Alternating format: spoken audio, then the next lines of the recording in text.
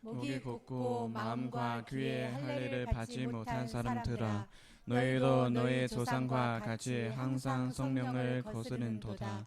너희 조상들이 선지자들 중에 누구를 박해하지 아니하였느냐? 의인이 오시리라 예고한 자들을 그들이 죽였고, 이제 너희는 그 의인을 잡아 준자여 살인한 자가 되나니, 너희는 천사가 전할 율법을 바고도 지키지 아니하여도다 하니라. 그들이 이 말을 듣고 마음에 찔려 그를 향하여 이를 갈거늘, 스데반이 성령 충만하여 하늘을 우러러 주목하여 하나님의 영광과 미 예수께서 하나님 우편에 서신 것을 보고 말하되, 보라, 하늘이 열리고 인자가 하나님 우편에 서신 것을 보노라 한데, 그들이 큰 소리를 지르며 귀를 막고 일제에 그에게 달려들어 성 밖으로 내치고 돌로 칠세, 증인들이 옷을 벗어 싸우리라 하는 소년의 발 앞에 두니라. 그들이 돌로 스데반을 치니 스데반이 부르짖어 이르되, 주 예수여, 내 영혼을 받으시옵소서 하고 무릎을 꿇고 크게 불러 이르되, 주여, 이 죄를 그들에게 돌리지 마옵소서. 이 말을 하고 지나라. 아멘. 오늘의 말씀의 주제는 마음의 색이라라는 말씀을 가지고 함께 은혜를 나누도록 하겠습니다. 오늘의 말씀은 우리가 너무나 잘 알고 있는 것처럼 스데반 집사의 말씀입니다. 3장을 사도행전 7장을 전체적으로 이렇게 보면 이 설교의 핵심이 언약적인 관점에 있다라는 것입니다. 땅과 자손, 그리고 그 언약이 모세를 통해서 이루어지고 하나님의 성전이 솔로몬을 통해서 지어지지만 또 다윗을 통해서 모든 것을 준비하게 하십니다. 그리고 나서 성전이 지어지고 이 언약궤는 장막에 두게 되죠. 성전 안에 두게 됩니다. 하나님의 이 언약궤는요, 하나님의 임재를 의미하고 있습니다. 구약에는 언약궤가 어디에 있었습니까? 구약에는 언약궤가 성막에 있었어요. 그렇죠? 구약에서는 하나님이 계신 곳을 제한을 시켜 놓았습니다. 그런데 신약에 와서는 하나님께서는 특정 건물에 제한 두지 않고 있습니다. 자, 사도행전 7장 48절에는 이렇게 기록이 되어져 있습니다. 지극히 높으신 이는 손으로 지은 곳에 계시지 아니하시나니, 이렇게 기록이 되어져 있어요. 이 말씀은 하나님은 사람이 지은 구조물의 제한을 받지 않는다라는 말씀입니다. 우리가 말씀을 배우고 또 이렇게 엿새 동안 세상에 나가 살다가 주일날이 되면 이 교회라는 성전 안에 들어와서 하나님 앞에 예배하고, 또 하나님께서 이 시간에 또 우리의 이 예배를 이 시간에 이곳에 임하셔서 이 예배를 흠양하시고, 이런 곳으로 지금 성전이 이렇게 사용되고 있지만, 우리 하나님께서는 이 성전 안에만 머물러 계시는 분이 아니라는 걸 여러분들 아시기 바랍니다. 믿음의 사람들은 어느 곳에 있든지 어느 장소에 있든지 늘 하나님이 함께 하신다라는 사실을 기억하시기 바랍니다. 믿음의 사람들은 예수님을 나의 구주로 영접하는 그 순간 하나님과 언약적인 관계가 되었습니다. 그러므로 하나님과 맺은 언약은 우리가 마음에 새겨야 할 것입니다. 이런 말이 있습니다. 원수는 물에 새기고 은인은 돌에 새겨라, 이런 말이 있어요. 두 친구가 사막을 걸어갑니다. 두 친구가 함께 여행을 떠나요. 여행 중에 두 친구가 어찌어찌하다 다툼이 일어났습니다. 그래서 한 친구가 옆에 있는 친구의 따귀를 탁 때렸어요. 그런데 이 따귀를 맞은 이 친구가 그 사막에서 그 모래밭에다가 이 친구의 그 이름을 쓰는 거예요. 조금 있으니까 바람이 훅 부니까 그 모래에 썼던 그 이 친구의 이름이 훅 바람에 날려가 버렸습니다. 그리고 이제 이 친구 둘이는 한참을 또 걸어갑니다. 한참을 걸어가다가 너무나 목이 마른데 멀리서 오아시스가 보이는 거예요.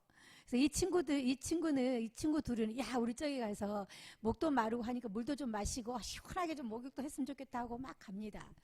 그런데 한 친구가 이 따기를 맞았던 이 친구가 그만 그 모래 거기에 이렇게 빨려 들어가게 됩니다.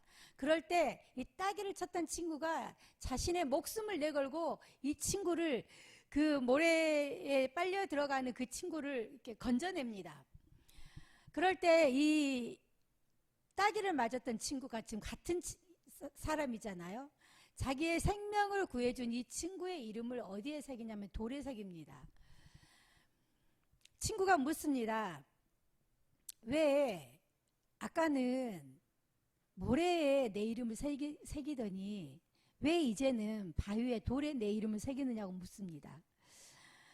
그 친구는 이렇게 대답을 합니다. 누군가 우리를 괴롭히고 힘들게 할 때에 그것을 모래에 적어야 용서의 바람이 불어서 그것을 지워버린다라는 거예요. 그리고 누군가가 우리에게 고마움과 은혜를 베풀었을 때는 그 사실을 바위에 새겨서 절대 잊어버리면 안 된다라고 이 친구가 이야기를 합니다. 어떻습니까? 여기에 동의하십니까? 근데 우리는 반대로 하고 있죠. 사실은 은혜를 우리에게 도움을 주고 은혜를 주는 사람은 잊어버리지 말아야지 하면서도 세월이 지나면 그냥 희미해져요. 그런데 우리에게 아픔을 주고 상처를 준 사람은 두고두고 그 이름을 절대 잊지 않습니다. 세월이 지나도. 우리는 반대로 하고 있어요. 나에게 상처를 준 사람은 빨리 잊어버리고 나에게 은혜를 베푸는 사람은 절대 잊지 말아야 되겠죠. 그리고 그 은혜에 감사하면서 고마워하면서 기회가 되면 나도 그런 은혜를 베풀 수 있어야 되겠죠. 그런데 문제는 이 바위에 새긴 글도요, 시간이 지나면 희미해진다라는 거 여러분 아신가요? 바위에 쓴 글도요, 시간이 지나면 어쩌면 어느 때에 그 바위가 쪼개질 수도 있고 깨질 수도 있다라는 사실이에요. 에레미야 31장 32절을 한번 보겠습니다. 자, 한번 읽습니다. 자, 시작.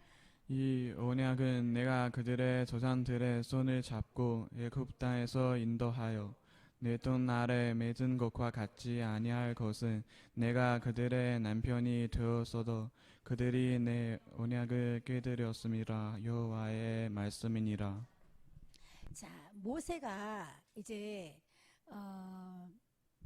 돌에 십계명을 받아서 왔습니다. 그런데 자신의 어떤 분함, 이렇게 이스라엘 백성들이 우상 숭배하고 있는 그런 모습을 보고 모세가 자신의 그 분함 때문에 돌을 집어 던질 때에 그 십계명이 어떻게 됐죠? 그 돌판이 깨져버렸습니다. 그리고 이스라엘 백성들을 하나님께서 애굽 땅으로 인도해 내실 때 그들에게 베풀어 주신 은혜를 잊어버렸고 하나님과의 언약을 지키지 않고 우상 숭배하는 것을 우리는 볼 수 있습니다. 이게 인간들의 모습, 이게 사람의 모습이라는 거예요. 자신들을 애굽 땅에서 인도해 냈을 때 하나님이 어떤 역사를 보이셨고 어떻게 자신들을 여기까지 인도해 내 오셨는지를 그들은 벌써 잊어버렸다라는 겁니다. 그리고 그 돌판에 새겼던 십계명도 한 사람의 어떤 분노에 의해서 깨지고 말았음을 우리는 볼 수가 있습니다. 그래서 돌에 새긴 이 글도 결코 영원할 수가 없다라는 것을 알 수가 있는데요. 그래서 에레미야 31장 33절에서는 이렇게 말씀을 하고 있습니다. 자, 읽습니다. 시작. 그러나 그날 후에 내가 이스라엘 집과 맺은 언약은 일어나니 곧 내가 나의 법을 그들의 속에 두며 그들의 마음에 기록하여 나는 그들의 하나님이 되고 그들은 내 백성이 될 것이라. 여호와의 말씀이니라. 이처럼 하나님께서 너희는 하나님과의 언약을 마음에 새겨라 라고 말씀을 하십니다. 이제 하나님은 돌에 새겨라 했던 그 언약을 돌에서 마음으로 이제 옮기신 것을 우리는 볼 수가 있습니다. 그렇다면 이 하나님의 언약을 마음에 새긴 사람들은 어떤 사람들일까요? 먼저 돌에 새긴 사람들을 한번 살펴보겠습니다. 구약 성경에서 이스라엘 백성들에게 반복해서 하는 말이 있어요. 반복해서 하는 말이 있는데 특히 모세가 또 하나님이 이스라엘 백성들에게 반복해서 하는 말이 있는데 그 말이 바로 목이 곧은 자라는 말을 반복해서 하는 걸 볼 수가 있습니다. 목이 곧다는 말은 교만하고 마음이 완고하다라는 뜻을 갖고 있어요. 여기에 보면 출애굽기에 보면 특히 32장 9절에도 내가 이 백성을 보니 목이 곧은 백성이다라고 기록이 되어져 있고요.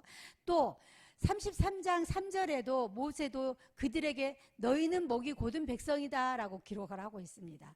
그리고 5절에도 그렇게 되어져 있어요. 하나님께서 모세에게 이스라엘 자손에게 너희는 목이 곧은 백성이다라고 이렇게 기록이 되어져 있습니다. 또 신명기 9장 6절에서 모세는 이스라엘 백성에게 너는 목이 곧은 백성이다라고 말을 하고 있습니다. 13절에도 그렇게 기록이 되어져 있어요. 모세는 이스라엘 백성에게 하나님께서 자기에게 이는 목이 곧은 백성이다라고 말씀하고 계신 것을 볼 수가 있습니다. 지금까지 하나님의 인도하심을 받은 이스라엘 백성들은 하나님의 은혜를 잊어버렸고 하나님의 법을 떠나 자신들을 위한 우상을 만들고 자신들의 힘으로 가나안 땅을 정복을 이룰 수 있다고 생각한 이스라엘 백성들에게 목이 곧은 자요 마음에 할례를 받지 못한 자라라고 말씀을 하고 있는 거예요. 이런 사람들이 바로 돌판에 새긴 거예요. 하나님의 언약의 법을 마음에 새기지 않고 돌판에 새기고 있음을 볼 수 있습니다.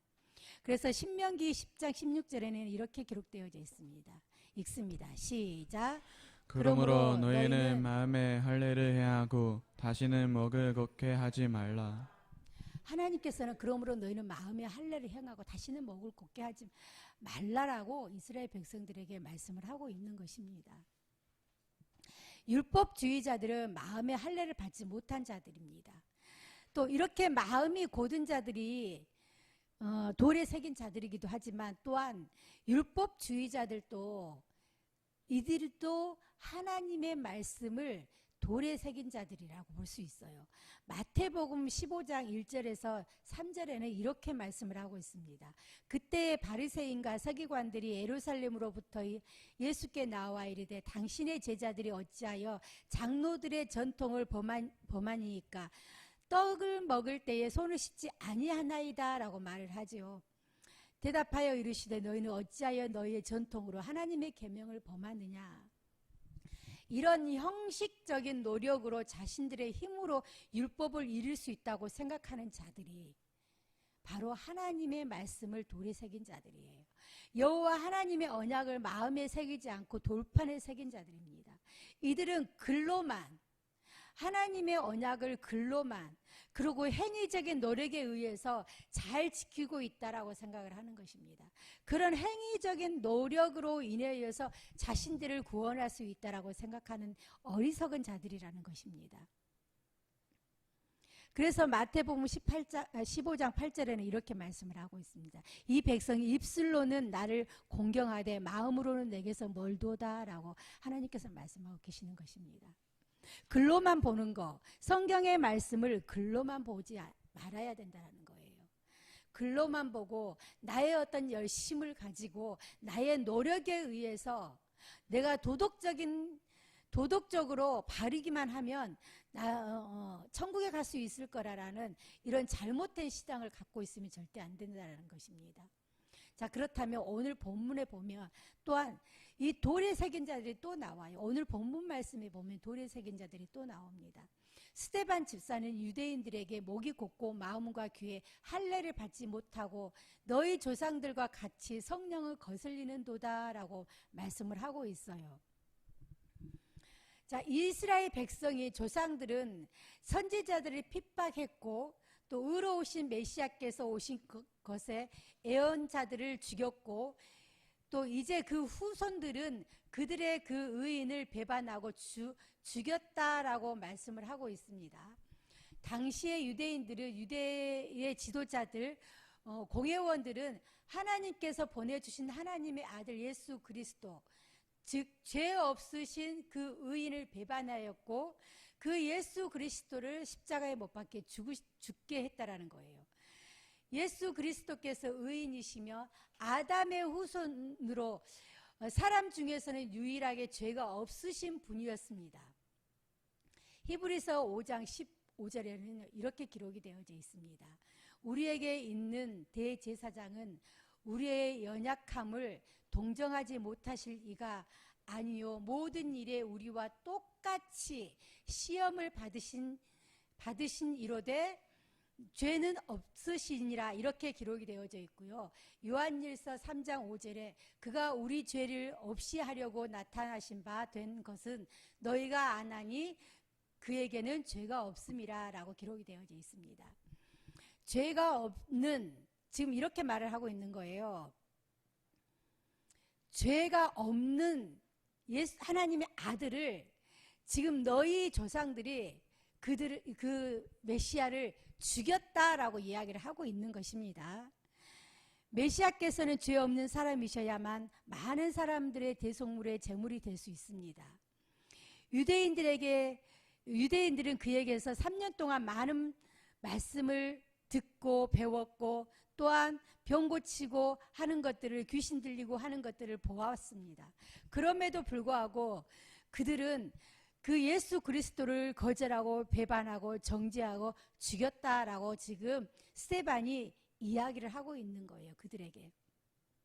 자, 이런 이야기들을 지금 듣고 있는 이 유대인들의 오늘 본문의 말씀을 보면 스데반의 이런 책망의 말을 듣고 있는 이 유대인들의 마음이 찔림이 분명히 있었어요.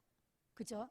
마음이 찔림이 있었다라는 것입니다. 죄 없는 예수 그리스도를 너희들이 죽이지 않았느냐라고 이야기를 했을 때 마음의 찔림이 분명히 있었어요. 그런데 마음의 찔림이 있을 때는 분명히 회개를 해야 합니다. 그런데 지금 이들은 본문에서 어떻게 하고 있어요? 이들은 마음에 찔렸는데 이들이 이를 갈고 있다라 그래요.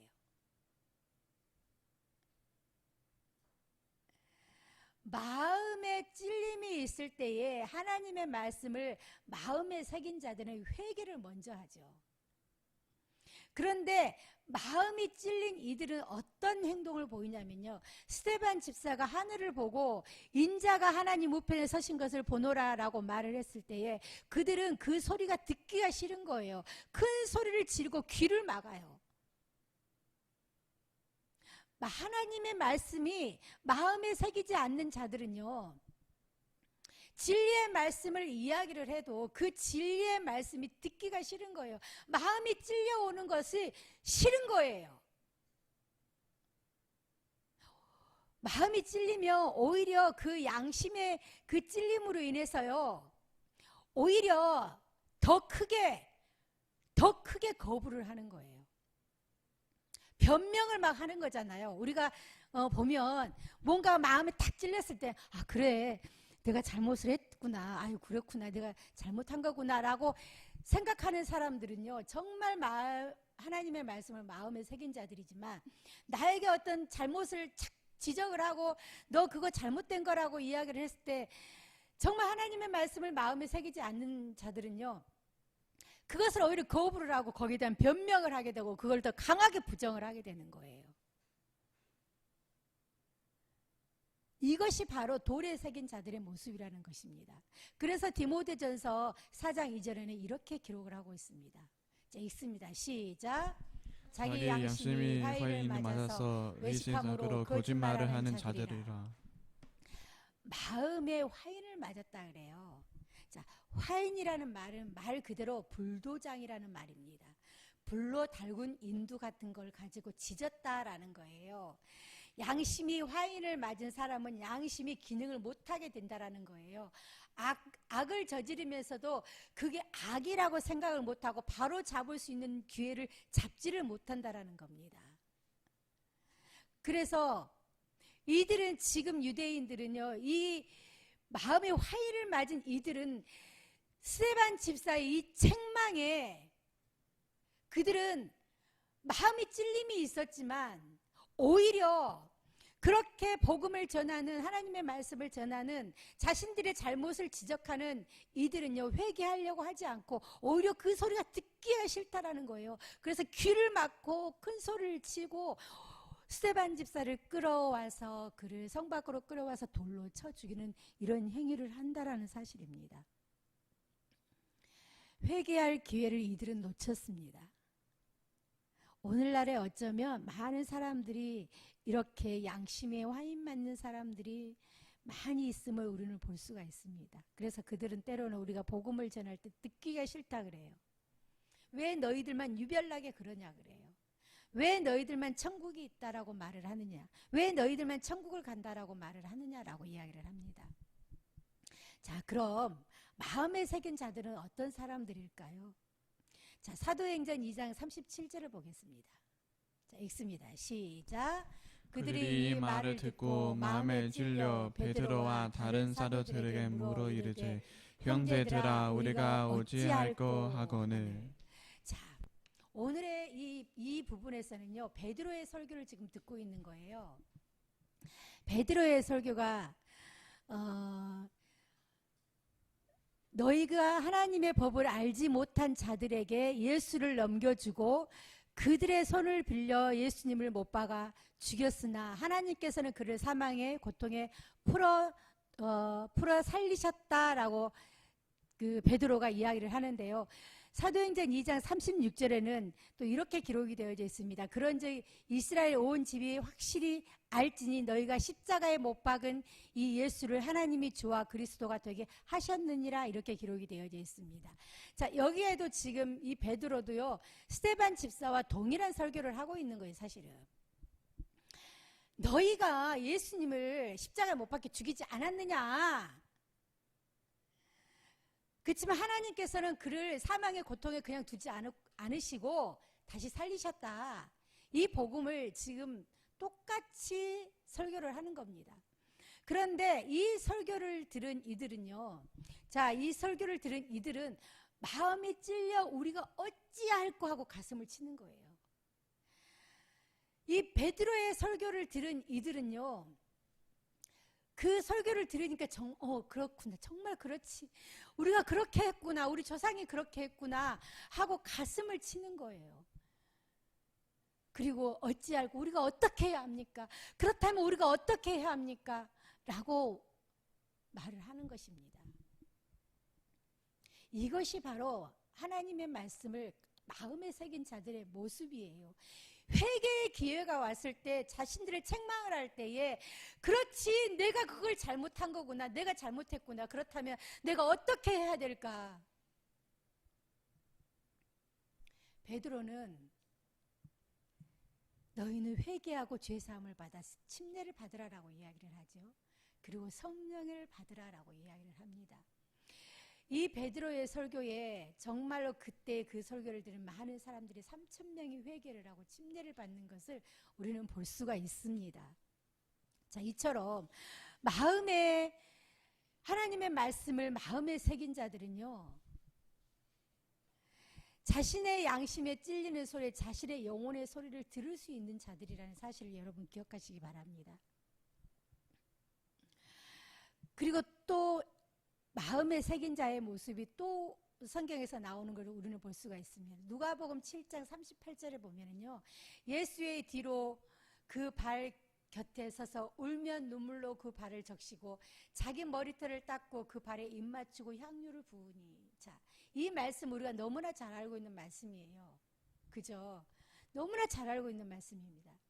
자, 이 모습은 어떤 모습이냐면요, 예수님께서 죄인인 바리새인과 함께 식사하는 모습을 그 전 말씀에 보면 알 수가 있는데요, 죄인들과 함께하는 예수 그리스도, 또 그들에게 복음을 전하는 예수 그리스도의 그 복음의 말씀을 듣고요, 이 여인은요 그 말씀을 마음에 새긴 것을 볼 수가 있어요. 그리고 그 여인은요 눈물로 예수님 발 곁에 와서 향유를 붓고 그 발에 입 맞추고 머리털로, 자신의 머리털로 예수님의 발을 닦는 모습을 볼 수가 있습니다. 이 여인은 직업은 창녀예요. 자신의 죄 때문에, 죄에 대해 몹시 부끄러워하며 울고 있는 모습을 오늘 말씀에 보면 알 수가 있습니다. 창녀는요 문 남성들의 시선을 끌기 위해서 아름답게 단장을 합니다. 아마 제가 직접 보지는 않았지만 예쁘게 화장도 했을 거예요. 머리도 아주 단아하게 이렇게 아주 예쁘게 화사하게 잘 했을 겁니다. 옷도 아주 예쁜 옷을 입었겠죠. 자, 그 모습, 그 여인이 지금 예수님 발에 엎드려서 울고 있는 거예요. 화장을 하는 얼굴은요, 눈물로 아마 범벅이 됐을 것입니다. 그렇죠? 창녀가 볼 수 있는 것이 얼마나 그때에 얼마나 됐는지 정확하게 알 수는 없지만 향유, 이 비싼 향유를 가지고 와서 예수님 발에 붓습니다. 그리고 예쁘게 단장한 그 머리를 풀어서요, 예수님 발을 닦습니다. 이것이 바로, 이 모습이 바로 복음의 말씀을 마음에 새긴 자의 모습이라는 것입니다. 나의 어떤 화려함이 중요한 것이 아니라, 옛날에는 내가 다른 남자들의 시선을 끌기 위해서 내 몸을 치장을 했지만, 예수님의 복음을, 예수님의 그 말씀을 듣고 예수님이 죄인과 함께하는, 나 같은 죄인도 예수님께서 나와 함께하겠구나라는 그 마음에 새긴 그 여인은요, 예전에 했던 그런 화려함과 그런 모습은 자기에게 하나도 중요하지 않습니다. 죄인으로 뒤범벅이 되었던 이 여인은요, 이제는 그 여인의 눈물에서는 회개의 눈물이 흐르고 있다는 사실이에요. 이제는 예쁘게 단장했던 그 여인의 얼굴에서는요, 회개의 눈물로 범벅이 되어져 있다는 것입니다. 이것이 바로 예수님의 말씀을 마음에 새긴 자의 모습이라는 것입니다. 같은 설교를 들어도 어떤 이들은요, 이를 갈고요, 그리고 듣기 싫다고 귀를 막는 이들도 있습니다. 같은 설교를 들어도 어떤 이들은요, 가슴을 치면서 어떻게 할까. 나 같은 죄인은 하나님께서 나를 이렇게 구원해 주셨는데 내가 어떻게 하나님 앞에 이 은혜를 갚을까. 같은 설교를 들어도 다르다는 거예요. 이것이 바로 하나님의 말씀을 마음에 새긴 자들과 돌에 새긴 자들의 차이점입니다. 사랑하는 성도 여러분, 여러분들은 하나님의 말씀을 어디에 새기고 있습니까? 이제 우리 청년들이 열심히 노트에 기록을 하고 있는데요. 혹시 노트에만 기록을 하고 있지는 않습니까? 하나님의 말씀이 노트에도 우리가 기록을 하지만 그 기록한 말씀을 통해서 다시 한번 되짚어야 합니다. 어떤 목사님들은 노트에 쓰는 걸 싫어하는 목사님도 있어요. 그 이유 중에 많은 이유가 있겠지만 그 중에 하나가 뭐냐면 그런 말을 하더라고요. 여러분 중에 노트에 기록하고 집에 가서 한 번이라도 읽는 사람 손들어 보라는 거예요. 네. 물론 우리 믿음 소망 사랑의 교회 분들은 그러시지 않겠지만 한 번이라도 읽는 사람이 있으면 손들어 봐라. 그렇지 않을 것 같으면 차라리 이 시간에 설교에 집중하라라고 말을 하더라고요. 우리가 노트에 기록한 걸로 끝내서는 안 된다는 것 사실입니다. 노트에도 기록을 하고 우리의 마음에도 기록을 해야 합니다. 마음에도 새겨야 합니다. 마음에 새겨서 마음과 귀에 할례를 받아야 한다는 거예요. 마음에 새기라는 말과요, 마음에 할례를 받으라는 말은 같은 말이에요. 그래서 때로는 말씀을 통해서 내가 찔림이 올 때는 가슴을 치며 회개할 줄도 알아야 되고요. 또한은 말씀을 통해서 하나님의 은혜에 감사를 할 때, 감사하는 마음이 생길 때는 그 은혜에 감사함을 드릴 수도 있어야 되고요. 또한 내가 알지 못했던 것을 말씀을 통해서 깨달았을 때는 하나님 깨달음의 은혜를 주셔서 감사합니다 하고 고백할 수도 있어야 한다는 사실입니다.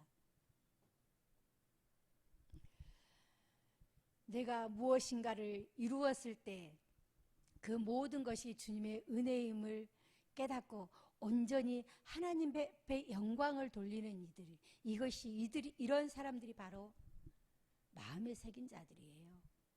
내 힘으로, 내 노력으로 내가 이루었지, 내 노력에 의해서 내가 이 자리까지 왔지 라고 하는 사람들은요, 돌에 새긴 자들일 것입니다. 사랑하는 성도 여러분, 우리 믿음, 소망, 사랑의 교회 성도님들은요, 하나님의 말씀을 마음에 새겨서 절대 영원토록 잊어버리지 마시고 하나님의 그 은혜에 날마다 날마다 감사하며 살아가시기를 예수님의 이름으로 축원합니다. 기도하겠습니다.